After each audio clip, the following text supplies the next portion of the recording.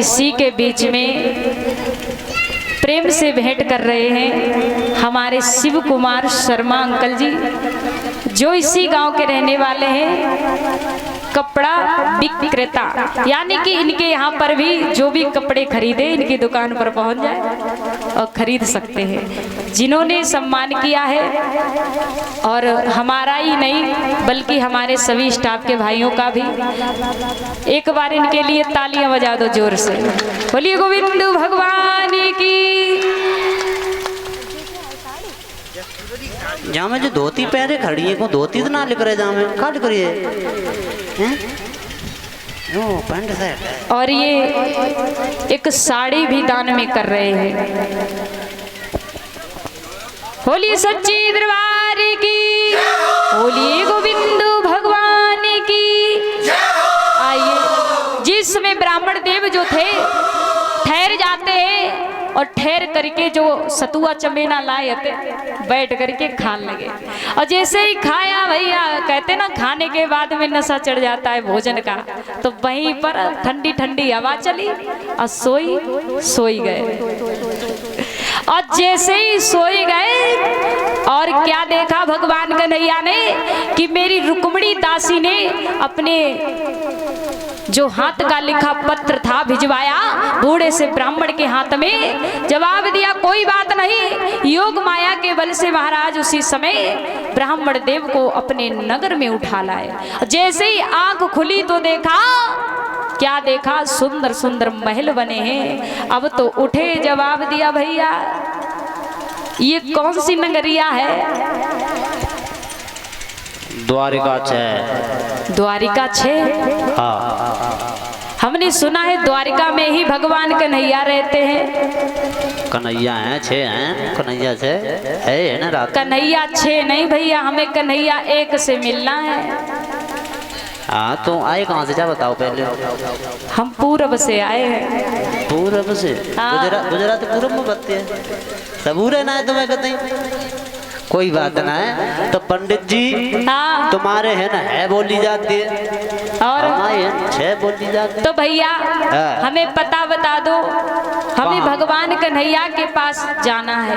देखो वो सामने जो सबसे ऊंचो मकान है, हाँ, वो जो सबसे ऊंचे सिंहासन पर बैठे हुए हैं, और वे तो कन्हैया के भैया बलराम हुए हैं। हाँ, उन्हीं के बगल में जो कुर्सी पड़ी हुई है, वहाँ पे कन्हैया बैठो हुए है। और सुनो, सीधे ही चले जाओ, जब पहुंच जाओ कन्हैया। भैया हाँ, हमें सीधा सीधा बता दो, तुम घुमा फिरा के बता रहे हो, हमारी बुद्धि चकरा रही है। लो सीधे सीधे बताए देते हम, पहले ऐसे जाइयो, और फिर ऐसे जाइयो, और फिर ऐसे आइयो, फिर ऐसे आइयो, वो पहुंच जाइयो। ठीक है। आज भैया ब्राह्मण देव ने पूछा, पहुंच जाते हैं जहाँ पर भगवान कन्हैया की सभा लगी हुई थी। इस समय ब्राह्मण देव जो थे चले जाते हैं, देखा तो पूछा है इनमें से भगवान कन्हैया कौन है? वो सामने वो सबसे कारो जो ना बैठू है, वह कन्हैया है। क्या? हाँ। जैसे ही पंडित जी ने, ब्राह्मण जी ने नजर घुमाई तो क्या देखा? श्याम सुंदर जो थे सांवले रंग के बैठे हुए हैं सिंहासन पर। जवाब दिया, बारे रुक्मिणी क्या देख लिया इतना करिया? अरे ये कन्हैया। लेकिन जैसे ही भगवान कन्हैया ने थोड़ा मुस्कुराया, अब तो जो ब्राह्मण जी थे, अब तो उनकी नजर हटी की बिल्कुल वहीं पर टिकी रह गई, नजर हटा ही नहीं रहे। क्या?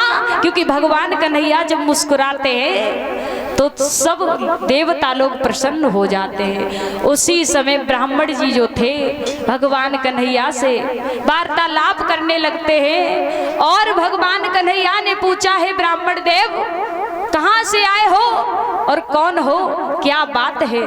तो एक बात बोले हैं। तो ब्राह्मण बोले, ओ गिरधारी, और मैं कुंदनपुर से आया हूँ, और रुक्मिणी तुम्हारी दासी है, उसका संदेश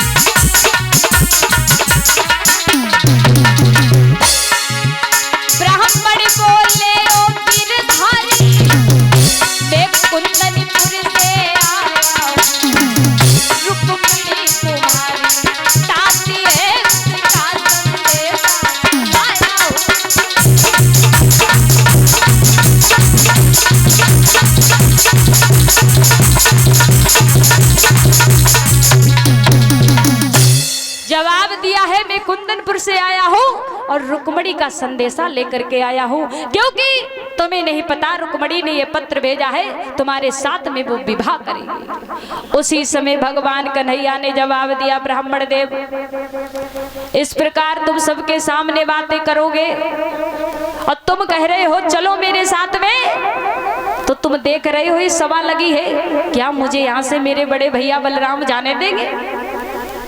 जवाब दिया भगवान कुछ भी हो अगर तुम नहीं जाओगे तो वहां पर रुक्मणी जो है अपनी आत्महत्या कर लेगी। उसी समय क्या हुआ, ब्राह्मण देव को भोजन करवाया, सम्मान किया, जवाब दिया है हम तुम्हें एक उपाय बताते हैं,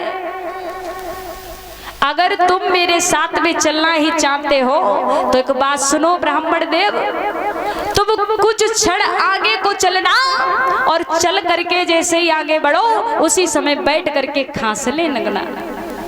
ब्राह्मण देव उसी समय जो थे कुछ डग आगे बढ़े और बैठ करके खांसने लगे।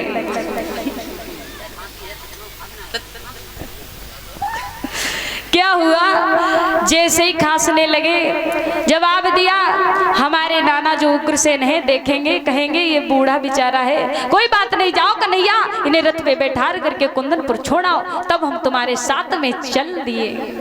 उसी समय क्या हुआ, जैसे ही भगवान कन्हैया ने देखा और वही हुआ, और हुआ क्या, आगे बढ़ करके भगवान कन्हैया ने अपने रथ को उठाए, साथ में आए और रथ पर बैठ करके ब्राह्मण देव को बैठा लिया और अपनी योग माया के द्वारा जो रथ था आगे बढ़ाने लगे। और जैसे ही बढ़ाने लगे तो क्या हुआ, श्री सुखदेव जी समझाते हैं उत्तरानंदन परीक्षित, जिस समय भगवान आए और आ करके कुंदनपुर के बाग में रुक जाते हैं, उसी समय रुक जाते हैं। जवाब दिया जाओ ब्राह्मण देव रुक्मणी से कह देना कि भगवान कन्हैया आए हैं और यहाँ पर उसे भेज देना, हम उसके साथ में विवाह कर लेंगे और उसे ले जाएंगे। आज उसी समय ब्राह्मण देव जो थे मैया रुक्मणी के पास में पहुंचे। रुक्मणी ने जैसे ही देखा